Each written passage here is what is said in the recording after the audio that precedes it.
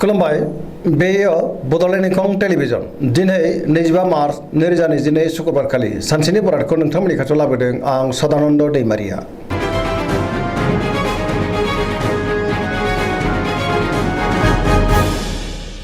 सिगां फरायनो लादों मेष राशि गिबि हांखो अ ल दिनैनि साना मोजां आरो गाज्रिनि गेजेरजों बाबेनलांगोन। गोसोखौ दिनै जोबोर गुलुं गुजुं मोनगोन। गोसोआव मानिबा जिंगा फैगोन, सोरजोंबा एना एनिबो जानो हागौ। दान्थे बिदान्थेयाव बाहागो लायैआनो गाहाम। गुबुनजों बाङाय बुंनायानो गाहाम जागोन। मावनो लानाय खामानिखौ थि समावनो आरो गोरलैयैनो मावफुंनोबो हागोन। गोसोआ नाथाय अब्लाबो मानोबा आला खाला जानो हागौ। देहाया मोजाङै थागोन। बहानिफ्रायबा गाज्रि खौरां फैनोबो हागौ। रांखावरियाव जोबोर मोजां, गोबां धोन आरजिनोबो हागोन। बेफार फालांगियावबो जोबोर मोजां मुलाम्फा मोनगोन। आयाबो बांगोन।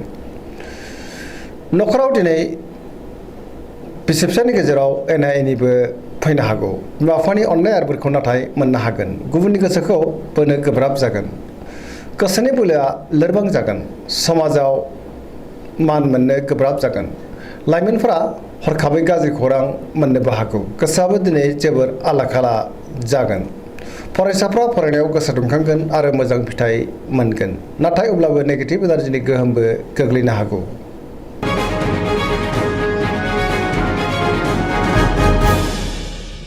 वृष राशि गिबि हांखो इ अ ब दिनैनि साना जोबोर मोजां। गोबां मोजां खाबु फैनोबो हागौ। गोसोखौ दिनै जोबोर गोजोननाय मोनगोन। गोसोनि बोलोआबो बांगोन। मावनो लानाय खामानिखौ थि समावनो आरो गोरलैयैनो मावफुंनोबो हागोन। समाजावबो मान मोनगोन। रांखावरियाव दिनै जोबोर मोजां। गोबां धोन आरजिनोबो हागोन। मोननो गोनां धोनखौबो दिनै मोननो हागोन। बेफार फालांगियावबो मोजां मुलाम्फा मोनगोन। आयाबो बांगोन। न'खराव दिनै बिसि फिसायनि गेजेराव अनलायनाय फैगोन। बिदा फंबायजों मोजां सोमोन्दो थागोन। देहाया दिनै मोजाङैनो थागोन। अब्लाबो नाथाय जानाय लोंनायाव सांग्रां जानांगोन। गुबुननि हेफाजाबखौ थोजासे मोनगोन। जायखि खामानि मावा मानो मोनफ्रोमबो खामानिखौनो दिनै मावफुंनो हागोन। लोगोफोरनि अनसायनाय मोनगोन।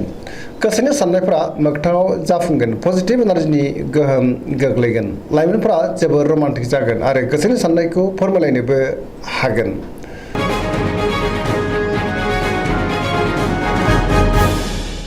मिथुन राशि गिबि हांखो क स दिनैनि साना मोजां आरो गाज्रिनि गेजेरजों बाबेनलांगोन। गोग्गो आरो गोथों साननो रोंनाय नङा। गियाननि आंखाल जानो हागौ। गोसोखौ दिनै दरसि मोनगोन। नेगेटिभ एनार्जिनि गोहोमबो गोग्लैनो हागौ। मोनफ्रोमबो बिथिङावनो सांग्रां जानांगोन। गियाननि आंखाल जानोबो हागौ। गोसोखौ दिनै जोबोर उसुखुथु मोनगोन। देहाया मोजाङै थागोन।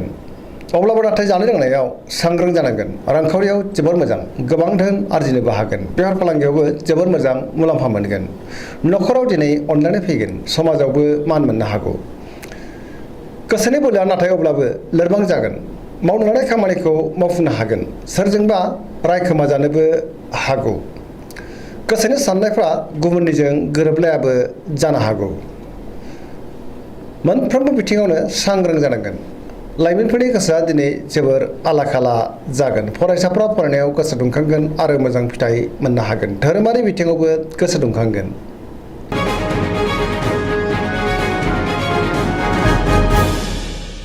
कर्कट राशि गिबि हांखो ड ह दिनैनि साना मोजां आरो गाज्रिनि गेजेरजोंनो बाबेनलांगोन।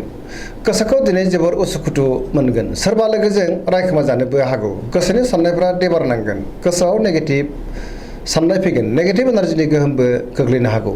मावनो लानाय खामानिखौ मावफुंनो हागोन। नाथाय अब्लाबो गोब्राबै मावनांगोन। रांखावरियाव जोबोर मोजां। बेफार फालांगियावबो जोबोर मोजां। न'खरावबो अनलायनाय फैगोन। समाजावबो लोगो लेवा बांगोन। देहाया मोजाङै थागोन। अब्लाबो नाथाय जानाय लोंनायाव सांग्रां जानांगोन। गुबुननि हेफाजाब मोननो नाथाय गोब्राब जागोन। जायखि खामानि मावा मानो मोनफ्रोमबो खामानिखौनो गाव हारसिंनो मावनांगोन। समाजाव मान मोनगोन। फरायसाफ्रा फरायनायाव गोसो दुंखांगोन आरो मोजां फिथाइ मोनगोन। गुबुनजों मोजां सोमोन्दो लाखिनो गोब्राब जागोन। लाइमोनफोरनि गोसोआ दिनै जोबोर रमान्टिक जागोन आरो गावबा गावनि गोसोनि साननायखौबो फोरमायलायनोबो हागोन।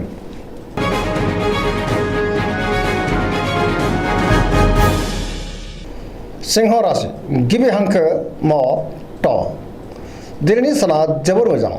गोसोनि बोलोआ बांगोन गोबां बिथिङावनो गोसो दुंखांगोन गोसोआव पजिटिभ साननाय फैगोन गियाननि आंखाल जानाय नङा मोनफ्रोमबो खामानिखौनो मोजाङैनो मावफुंलांनो हागोन सोरबा लोगोनिफ्राय थोजासे हेफाजाब मोनगोन बहाबा दावबायहैनो खाबु मोननोबो हागौ रांखावरियाव दिनै जोबोर मोजां अब्लाबो नाथाय खरसायाबो बांगोन मोननो गोनांखौबो मोननो हागोन बेफार फालांगियाव मोजां मुलाम्फा मोनगोन गोसोनि साननायखौ दिनै गुबुननो फोरमायनोबो हागोन न'खराव बिसि फिसायनि गेजेराव अनलायनाय फैगोन समाजाव गोबां मान मोनगोन गुबुननि गोसोखौ दिनै गोरलैयैनो बोनोबो हागोन देहाया मोजाङैनो थागोन लाइमोनफोरनि गोसोआ दिनै जोबोर रमान्टिक जागोन आरो गावबा गावनि गोसोनि साननायफोरखौबो फोरमायलायनोबो हागोन सरासनस्रायै दिनै साना जोबोर मोजां आरो मोजाङैनो बारग'लांगोन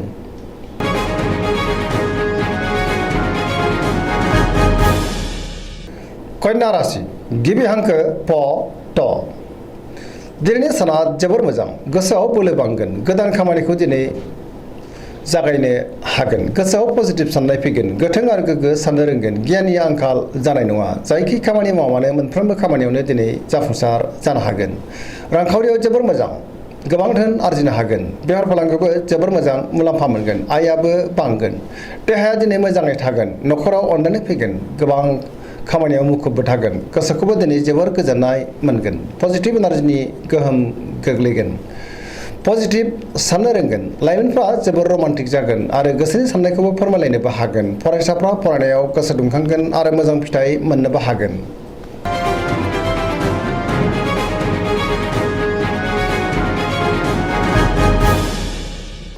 तुला राशि गिबि हांखो र ट दिनैनि साना जोबोर मोजां मोनफ्रोमबो बिथिङावनो जाफुंसारगोन गियाननि आंखाल जानाय नङा गोग्गो आरो गोथों साननो रोंगोन गोसोनि बोलोआ बांगोन गोसोनि साननाया जाफुंगोन मावनो हानाय खामानिखौबो थि समावनो आरो गोरलैयैनो मावफुंनोबो हागोन देहाया मोजाङै थागोन बहाबा हान्थिनो खाबु मोननोबो हागौ रांखावरियाव जोबोर मोजां मोननो गोनांखौ मोननो हागोन आरजिनो दोनथुमनो हागोन बेफार फालांगियाव जोबोर मोजां न'खरावबो दिनै अनलायनाय फैगोन गुबुननि गोसोखौ गोरलैयैनो बोनो हागोन सोरबा लोगोनिफ्राय मोजां खौरां फैनोबो हागौ गोदान थांखि लानो रोंगोन आरो गोदान खामानियाव आखाइ होजेननोबो हागोन लाइमोनफोरनि गोसोआ दिनै जोबोर रमान्टिक जागोन गोसोआव बोलो बांगोन आरो गोसोनि साननायखौ फोरमायलायनोबो हागोन पजिटिभ एनार्जिनि गोहोमबो गोग्लैगोन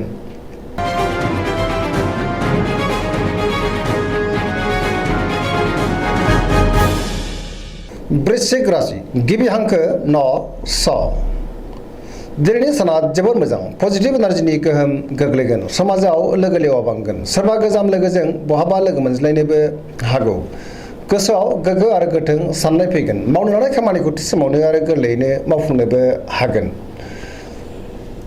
गुबुननि थाखाय गोबां मोजां खामानि मावनानै होनोबो हागोन बहानिफ्रायबा मोजां खौरां फैनोबो हागौ सोरनिबा हेफाजाबखौ मोननो हागोन गोसोनि साननायफ्रा मोगथाङाव जाफुंगोन गोसोनि बोलोआबो बांगोन समाजावबो दिनै गोबां मान मोननो हागोन न'खराव बिसि फिसायनि गेजेराव अनलायनाय फैगोन बिदा फंबायजों मोजां सोमोन्दो थागोन रांखावरियाव जोबोर मोजां अब्लाबो नाथाय खरसायाबो बांगोन बेफार फालांगियाव जोबोर मोजां देहायाबो मोजाङै थागोन गुबुननि हेफाजाबखौ मोननो हागोन फरायसाफ्रा फरायनायाव गोसो दुंखांगोन आरो मोजां फिथाइ मोनगोन लाइमोनफोरा दिनै जोबोर रमान्टिक जागोन आरो गावबा गावनि गोसोनि साननायफोरखौबो फोरमायलायनोबो हागोन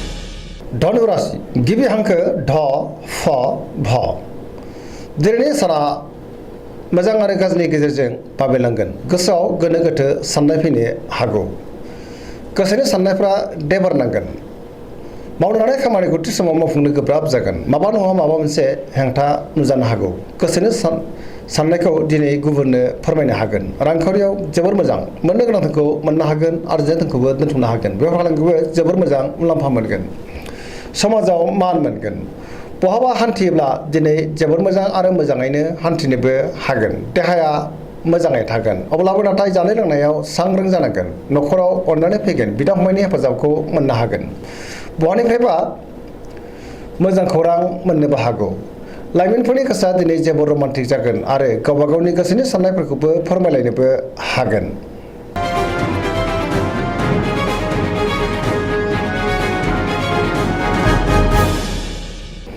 मकर राशि गिबि हांखो ख ज दिनैनि साना जोबोर मोजां गोसोनि साननाया जाफुंगोन मावनो हानाय खामानिखौ थि समावनो आरो गोरलैयैनो मावफुंनोबो हागोन रांखावरियाव जोबोर मोजां नाथाय अब्लाबो खरसायाबो बांगोन मोननो गोनांथारखौ मोननो हागोन बेफार फालांगियाव जोबोर मोजां मुलाम्फा मोनगोन गुबुनजों मोजां सोमोन्दो लाखिनो रोंगोन जायखि खामानि मावानो मोनफ्रोमबो खामानिखौनो दिनै गोरलैयैनो मावफुंलांनो हागोन गोदान खामानियाव आखाइ होजेननोबो हागोन गुबुनजों मोजां सोमोन्दो लाखिनो हागोन पजिटिभ साननो रोंगोन गियाननि आंखाल जानाय नङा न'खराव दिनै अनलायनाय फैगोन बिदा फंबायजों मोजां सोमोन्दो थागोन सेंग्रा सिख्लाफ्रा गावबा गावनि गोसोनि साननायखौ फोरमायलायनो हागोन आरो गोसोआ दिनै जोबोर रमान्टिकबो जागोन फरायसाफ्राबो फरायनायाव गोसो दुंखांगोन आरो मोजां फिथाइ मोनगोन सरासनस्रायै दिनै साना जोबोर मोजां आरो मोजाङैनो बारग'लांगोन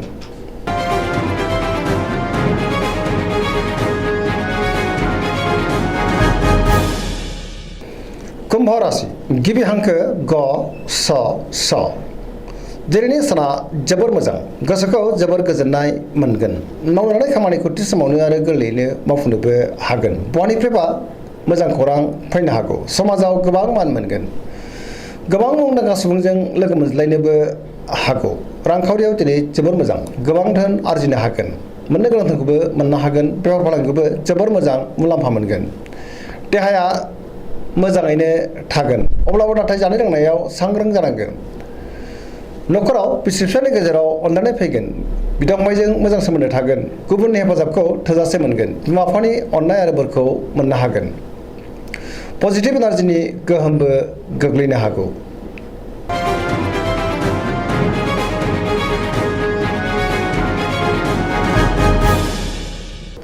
मीन राशि गिबि हांखो ड स दिनैनि साना जोबोर मोजां गुबुननि थाखाय गोबां मोजां खामानि मावनानै होनोबो हागोन गोसोआव पजिटिभ साननाय फैगोन गोसोनि बोलोआबो बांगोन गावनि गोसोनि साननायखौ दिनै गुबुननो फोरमायनोबो हागोन देहाया मोजाङै थागोन अब्लाबो नाथाय जानाय लोंनायाव सांग्रां जानांगोन रांखावरियाव दिनै जोबोर मोजां बेफार फालांगियावबो जोबोर मोजां मोननो गोनांथारखौ मोननो हागोन न'खराव दिनै अननानै फैगोन सोरजोंबा बाख्नाय जानोबो हागौ लाइमोनफोरनि गोसोआ दिनै जोबोर रमान्टिक जागोन आरो गावबा गावनि गोसोनि साननायफोरखौबो फोरमायलायनोबो हागोन फरायसाफ्राबो फरायनायाव गोसो दुंखांगोन आरो मोजां फिथाइ मोनगोन धोरोमारि बिथिङावबो गोसो दुंखांगोन गोसोनि साननाय आरो लुबैनाया मोगथाङाव जाफुंगोन पजिटिभ एनार्जिनि गोहोम गोग्लैगोन सरासनस्रायै दिनै साना जोबोर मोजां आरो मोजाङैनो बारग'लांगोन